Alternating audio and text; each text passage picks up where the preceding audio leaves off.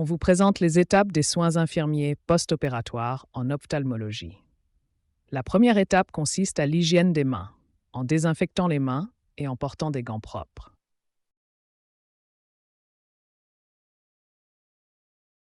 Ensuite, il faut préparer le chariot de soins infirmiers qui doit être équipé d'un sac à déchets.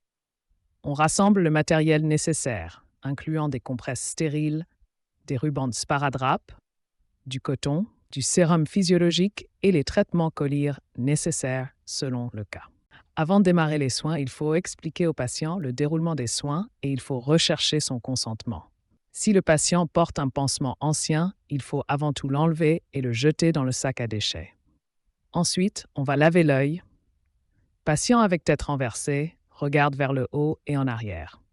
On tire sur la paupière inférieure en injectant du sérum physiologique au niveau des cul-de-sac conjonctivaux et en demandant au patient de bouger l'œil pour bien le nettoyer.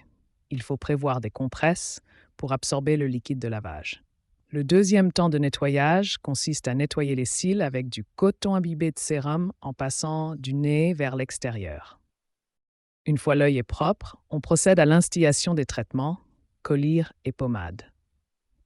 Patient avec tête renversée, regarde vers le haut et en arrière.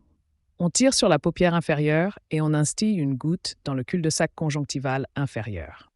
Il faut patienter quelques minutes avant d'instiller un autre traitement collyre. Devant le risque infectieux, on doit toujours veiller à ne pas toucher la conjonctive avec la pointe du flacon. On arrive maintenant au pansement proprement dit. Ici, on va appliquer un pansement occlusif. Pour cela, on va mettre sur l'œil fermé 2 compresses stériles séparées et pliées en 2. Puis, on place une autre compresse dépliée sur laquelle on a déjà appliqué un ruban de sparadrap. Finalement, on applique 2 autres rubans adhésifs de part et d'autre pour bien sécuriser le pansement.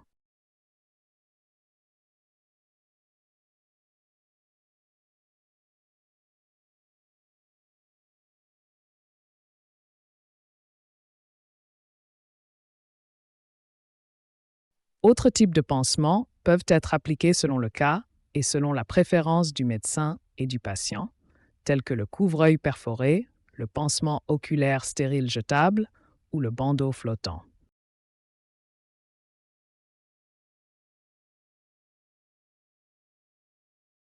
Finalement, il faut éduquer le patient sur les règles d'hygiène et sur l'instillation des collyres. Merci pour votre attention.